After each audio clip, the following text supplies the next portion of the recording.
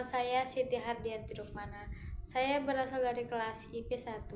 Dengan adanya saya di sini, saya ingin memperjelaskan tentang Pancasila dalam lintasan sejarah bangsa Indonesia.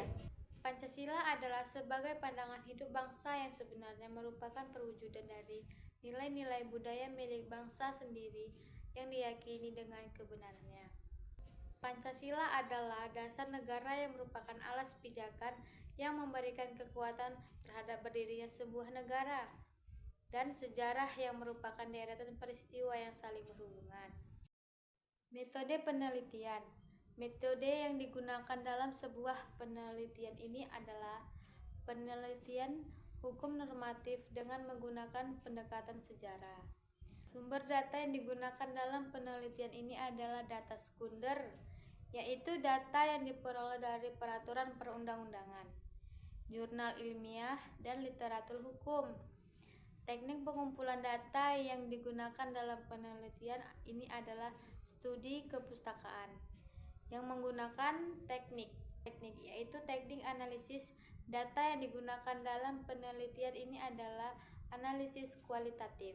Dan dilanjut lagi dengan hasil dan pembahasan yang terdiri dari 6 unsur, yaitu 1. Pengertian Pancasila, 2. Pancasila era pra-kemerdekaan, 2. Pancasila era kemerdekaan, 4. Pancasila era Orde Lama, 5. Pancasila era Orde Baru, dan yang keenam Pancasila era Reformasi, yaitu terdapat dalam buku Negara Kertagama karangan Prapanca dan buku Sutasoma karangan Tantular. Dan dalam buku Sutasoma, istilah Pancasila di samping mempunyai arti berbatu sendi yang kelima atau dari bahasa Sanskerta, juga mempunyai arti pelaksanaan kesusilaan yang kelima atau Pancasila Krama, yaitu terdapat 5 adalah tidak boleh melakukan kekerasan, tidak boleh mencuri, tidak boleh berbohong, tidak boleh dengki, tidak boleh mabuk minuman keras, karena itu hal yang dilarang dan itu adalah hal yang merugikan diri sendiri. Dan dilanjut lagi dengan Pancasila era pra-kemerdekaan.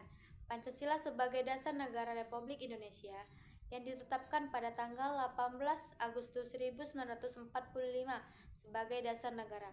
Maka nilai-nilai kehidupan berbangsa, bernegara, dan berpemerintahan sejak saat itu haruslah berdasarkan pada Pancasila. Namun pada kenyataan nilai-nilai yang ada dalam Pancasila telah dipraktekkan oleh nenek moyang berbangsa Indonesia dan kita praktekkan hingga sekarang. Hal ini berarti bahwa semua nilai-nilai yang terkandung dalam Pancasila telah ada dalam kehidupan rakyat Indonesia sejak zaman nenek moyang pada tanggal 22 Juni 1945. Panitia 9 berhasil merumuskan rancangan pembukaan hukum dasar oleh Mr. Muhammad Yamin yang dinamakan Jakarta Charter atau Piagam Jakarta.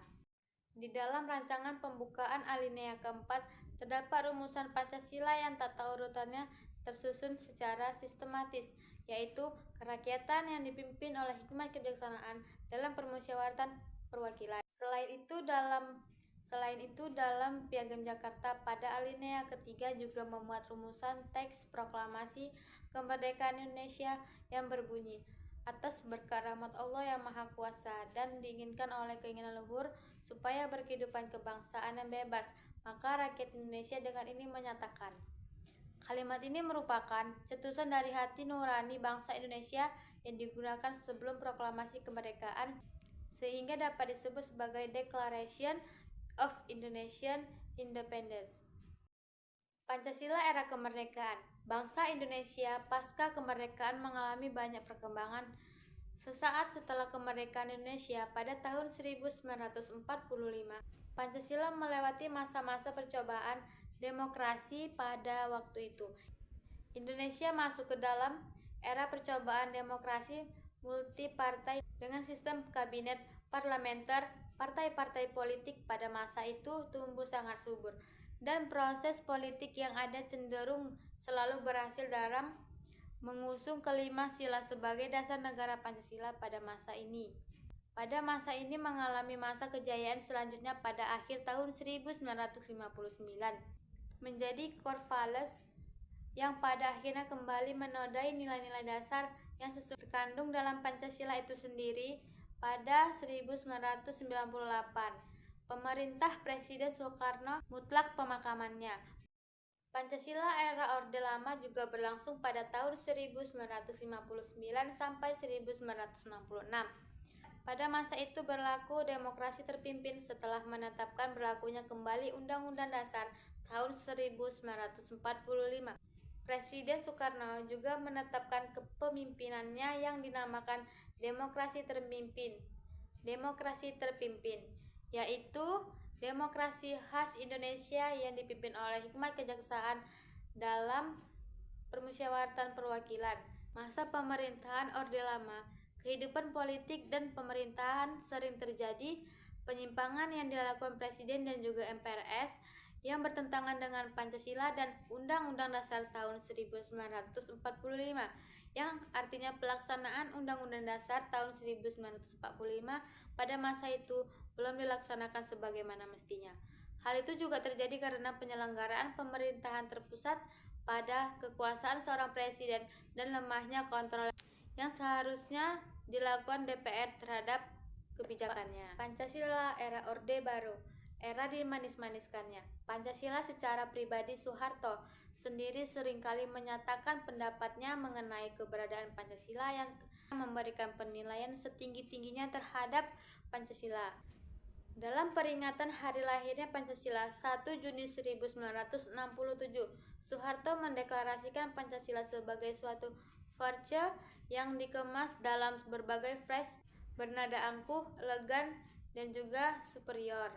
Dalam pidato tersebut, Soeharto menyatakan Pancasila sebagai tuntunan hidup, menjadi sumber tertib sosial dan sumber tertib seluruh berkehidupan, serta merupakan sumber tertib negara dan sumber tertib hukum. Kepada pemuda Indonesia dalam Kongres Pemuda tanggal 28 Oktober tahun 1974, Soeharto menyatakan Pancasila janganlah hendaknya hanya dimiliki, akan tetapi harus dipahami dan dihayati.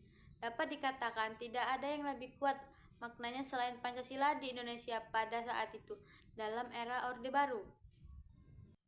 Memahami peran Pancasila di era reformasi khususnya dalam konteks sebagai dasar negara dan ideologi nasional merupakan tuntutan hakiki agar setiap warga Indonesia memiliki pemahaman yang sama dan akhirnya memiliki persepsi dan sikap yang sama terhadap kedudukannya, peranan, dan fungsi Pancasila dalam kehidupan bermasyarakat, berbangsa, dan bernegara. Pancasila sebagai paradigma ketatanegaraan, artinya Pancasila memiliki kerangka berpikir atau pola pikir bangsa Indonesia, khususnya sebagai dasar negara.